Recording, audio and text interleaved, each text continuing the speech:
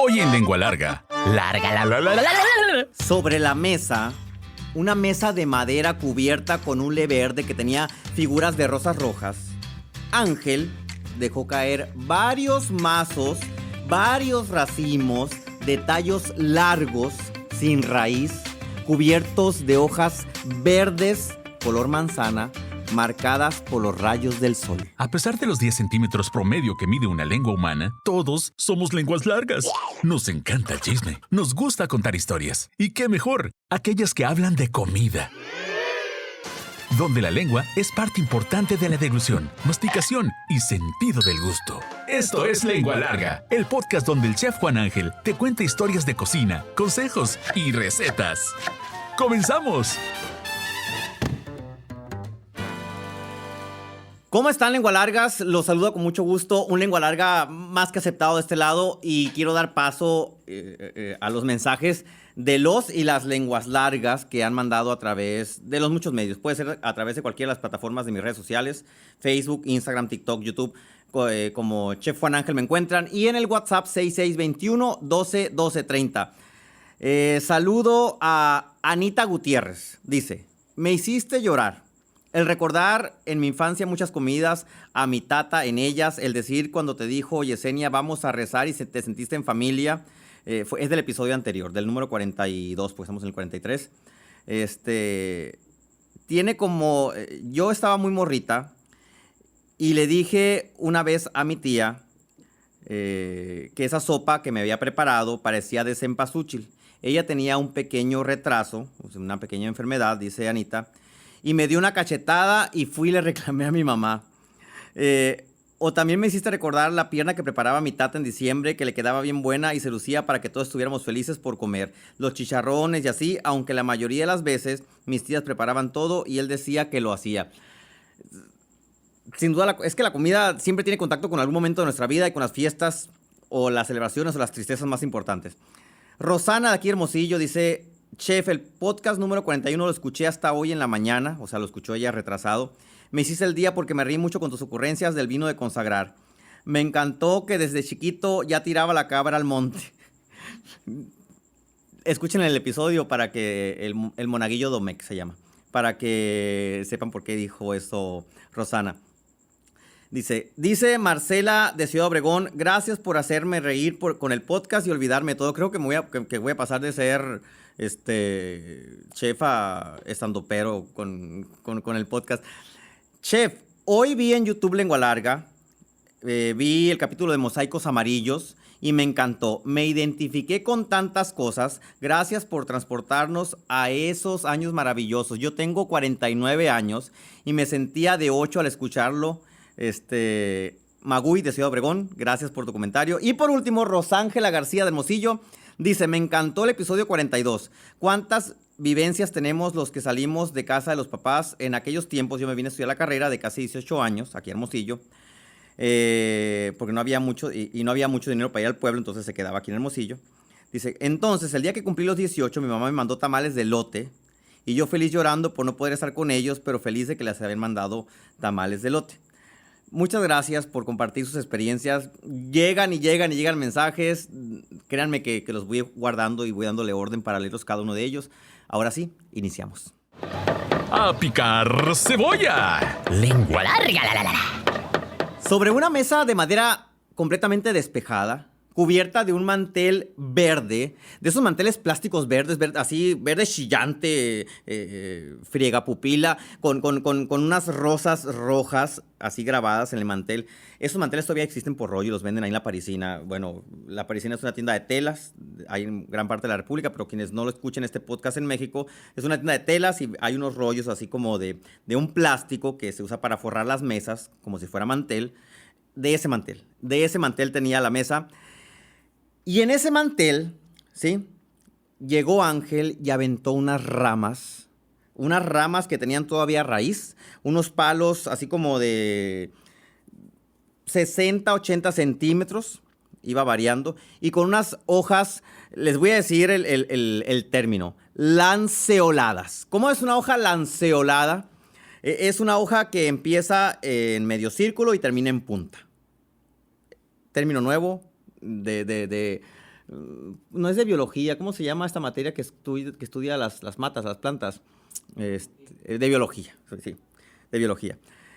Y mientras Ángel ponía en la mesa las ramas, en la hornilla, ¿sí?, se calentaba una olla llena de agua para dar proceso a la receta. La Prietusca, que era la hija de Ángel, tomó las ramas y empezó a quitar pacientemente cada hoja verde lanceolada, color verde manzana, y las puso en una batea. ¿Qué es una batea? Una batea es un cuenco de madera, que está hecho de un solo tronco de madera, y ese cuenco, que es como un bowl gigante, se utiliza para amasar. Hay bateas en las que se pueden amasar 8 kilos, 6 kilos de harina sin ningún problema. Entonces tomó las hojas y las puso en la batea. Escena número 3. Por otro lado, la mamá de la Prietusca, esposa de Ángel, colocó un molino marca Estrella, búsquenlo en Google, molino Estrella, se van a dar cuenta de qué les estoy hablando. Es un molino que se fija sobre la mesa con un tornillo que aprieta la mesa y sostiene el molino, y es un molino mecánico. En ese molino mecánico, la Catalina, mamá de la Prietusca, empezó a echar ajo deshidratado. El ajo deshidratado estaba en dientes completos y los empezó a pulverizar. Cuando la olla que estaba sobre la hornilla empezó a hervir, la Prietusca tomó todas las hojas de estas ramas, las dispuso dentro de la olla y al paso de unos segundos la sacó con una cuchara de esas, con una espumadera, que son unas cucharas grandes que tienen muchos hoyitos que se utilizan para sacar vegetales, hojas, papas fritas de algún líquido que esté hirviendo, ¿no? Aceite, agua, etc. Y las puso de nuevo en la batea, ¿sí? Después, a esas hojas, Catalina, su mamá, la mamá de la Prietusca, le agregó un puñado del ajo deshidratado y pulverizado y le puso otro tanto de sal y otro tanto de chiltepines rojos triturados. Entonces se empezó a mezclar, formó unos circulitos así, como unas croquetas, como de 4 centímetros, y las dispuso en una lámina. Una lámina que habían sacado de un tambo. Imagínense un tambo, esos que transportan aceite de carro, aceite del que sea, para cualquier uso industrial. El tambo le quitaban la tapa de arriba, la tapa de abajo, a fuerza de marrazo, cincel, cegueta, etc. Descendían el tambo, ¿sí?, lo lavaban muy bien, lo cepillaban muy bien, le hacían orificios con un clavo y un martillo para que pudiera pasar el aire a través de esa lámina, y sobre esa lámina ponían las circunferencias hechas de hojas verdes con ajo deshidratado, chiltepín rojo también deshidratado y sal. Y las ponían encima de una barda o de una tapia, la lámina así extendida, y ahí lo ponían a que se secara al sol. ¿Qué es esto que les estoy platicando? ¿Qué es esta rama verde que les estoy platicando? Eran las hojas de la planta de frijol. La planta de frijol, el frijol se da en vainas. Hubo una persona que no sé si ya lo comenté, hubo una persona que hace tiempo me dijo que ella pensaba que el frijol se daba en árboles, ¿no? Y que se piscaba como las moras, que las moras pues están colgando así del árbol. No, los frijoles, para el conocimiento de todos, se da en vainas, en unos ejotes, en los ejotes, que cuelgan de unos arbustos, no son árboles, que tienen esas hojas verde, manzana, lanceoladas, que empiezan en círculo y terminan en punta. Esas hojas, la Prietusca y la familia de la Prietusca, Ángel y Catalina, sus papás, las aprovechaban para hacer los bichiquis. Los bichiquis es un plato de la cocina de nuestros ancestros en Sonora, ¿sí? Y es un plato que se hace a partir de un ingrediente que pudiera ser desperdicio, o que pudiera ser la comida del ganado, de vacas, burros, caballos, etc. Y se aprovechaba para preparar unas croquetitas que se llamaban bichiquis, ¿sí? Esos bichiquis se ponían en los morrales de vaqueros y campesinos, ¿sí? Y podrían ser, yo los comparo como con las papas sazonadas. O sea, podría ser los antecesores de las papas sazonadas, por si queremos, así como darle, como qué serían los bichiquis en esta parte de nuestra vida. Serían como las papas sazonadas. Los bichiquis eran una guarnición. Hagan de cuenta que se llevaban ahí sus burritos de frijoles en los morrales y aparte sus bichiquis, sus croquetitas. Y con eso terminaban de saciar el hambre. Es decir, a veces los frijoles no alcanzaban para llenar tantas tortillas de harina que satisfacieran el hambre de tantos vaqueros. Entonces, si un vaquero se llenaba con 3 burritos, pues le daban 2 y terminaba de llenarse con los bichiquis. Y lo mismo sucedía con los niños cuando iban a la escuela. Les ponían en su bolsita, en su morral, etcétera, un par de bichiquis para que pudieran saciar el hambre sin necesidad de invertir en la cooperativa escolar o en la tiendita escolar. Y aparte, pues no tenían que hacerles burritos de frijoles, digo, suponiendo que tuvieran, porque cuando les daban bichiquis eran porque no tenían para hacerle burritos de frijoles. Este es un platillo que tiene historia no solamente en Sonora, sino que también tiene orígenes y se lleva a cabo o se elabora en otras partes de México. A revolver los frijolitos. ¡Lengua larga! ¡La! Los bichiquis en la cocina prehispánica, ¿sí? Clase de historia gastronómica. Los bichiquis en la cocina prehispánica tienen sus antecesores en las tlaltequeadas. Las tlaltequeadas es un plato típico que se elabora en Tepoztlán, ¿sí?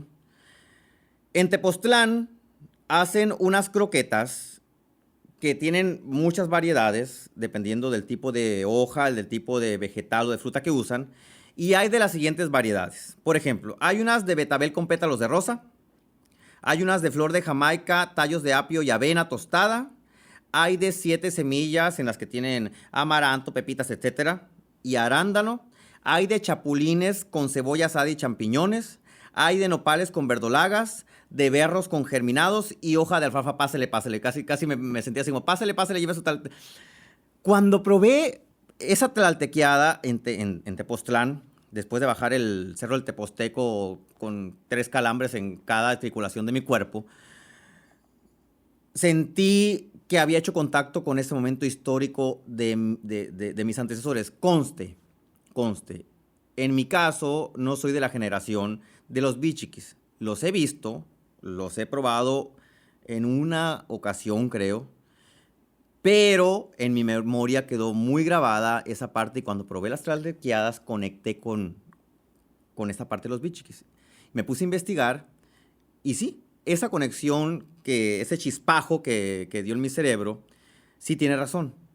Es decir, el aprovechamiento de las ramas, de las cosas que parecieran que no son comestibles, como los chapulines, los berros, las hojas de alfalfa, los pétalos de rosa, las hojas de betabel, los tallos de apio, etcétera, son comestibles y se pueden aprovechar.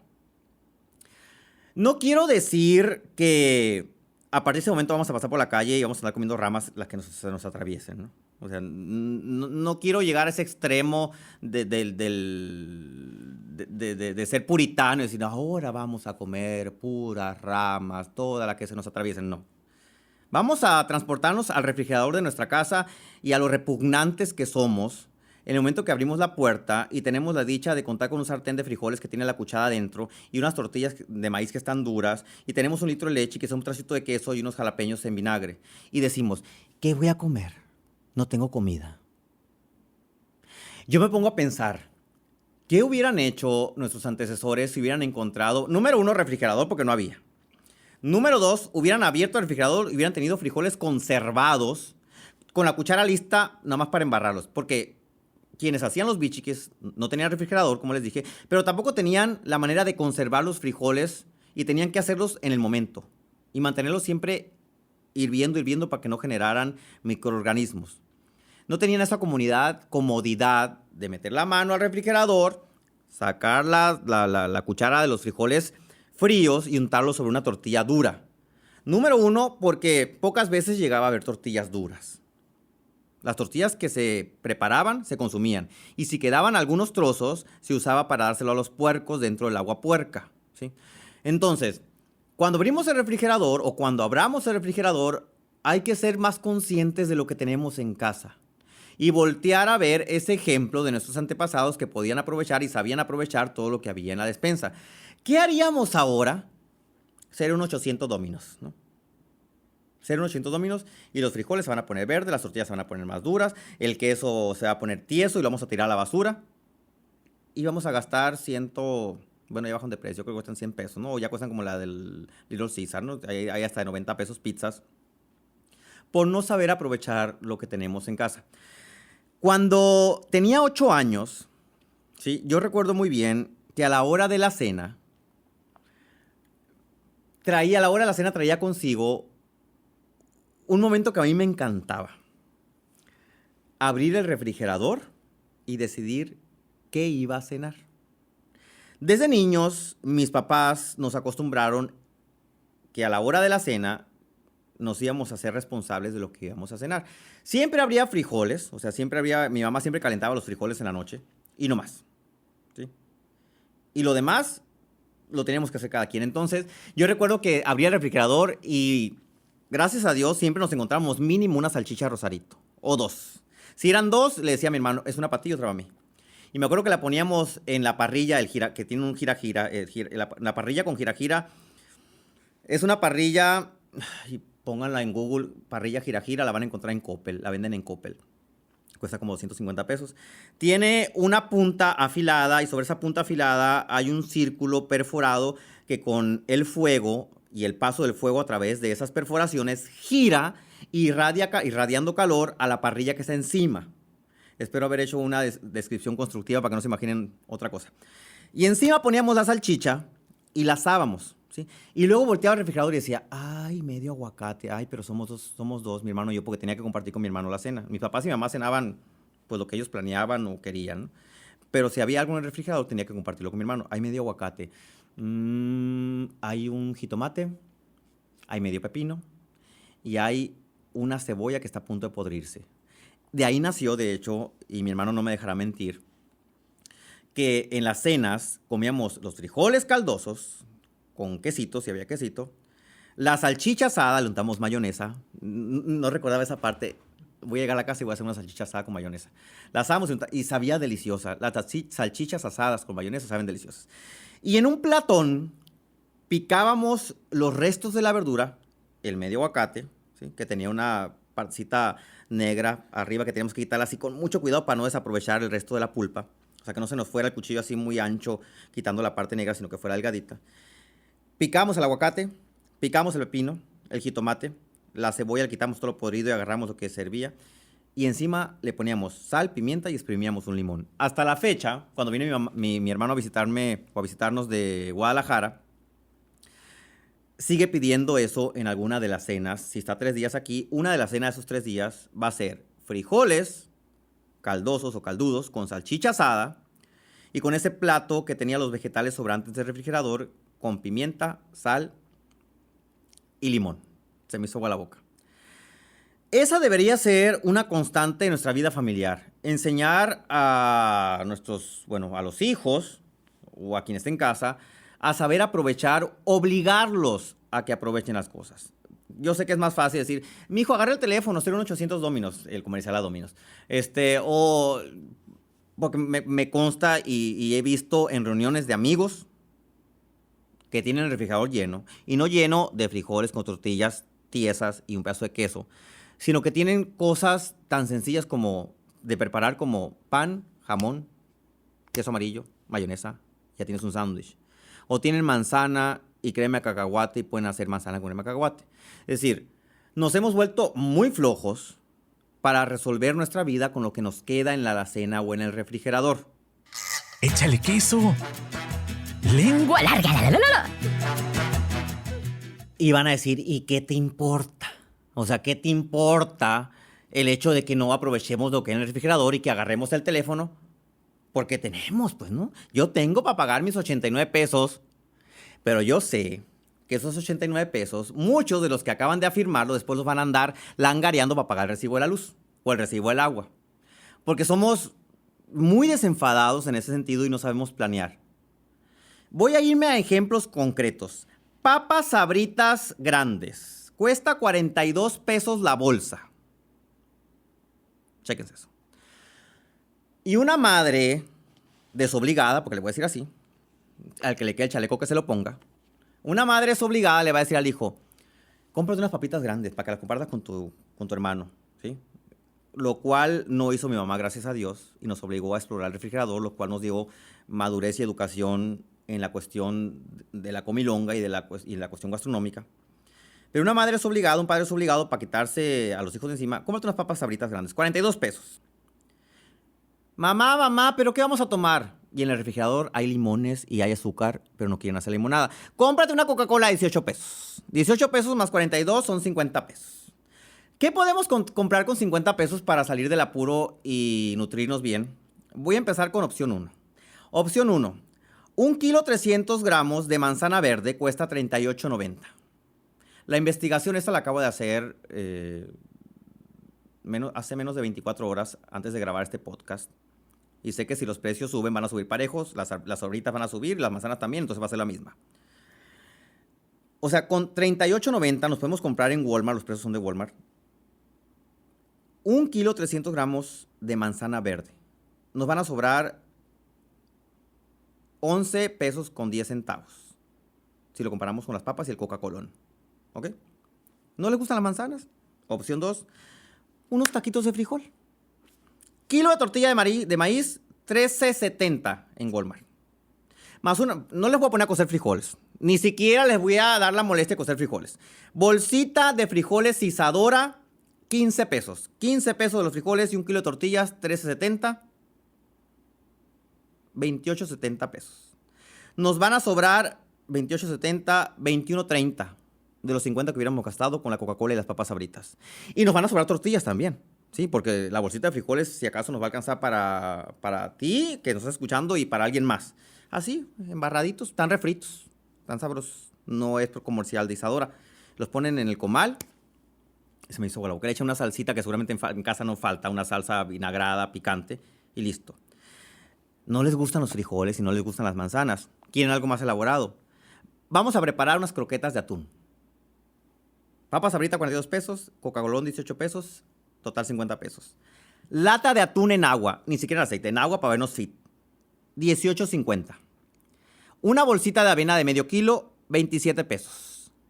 2.50 pesos de una zanahoria y 9.23 pesos de una calabacita son igual a 57.23. Sí, me pasé 7 pesos con 23 centavos, pero no vamos a ocupar toda la avena.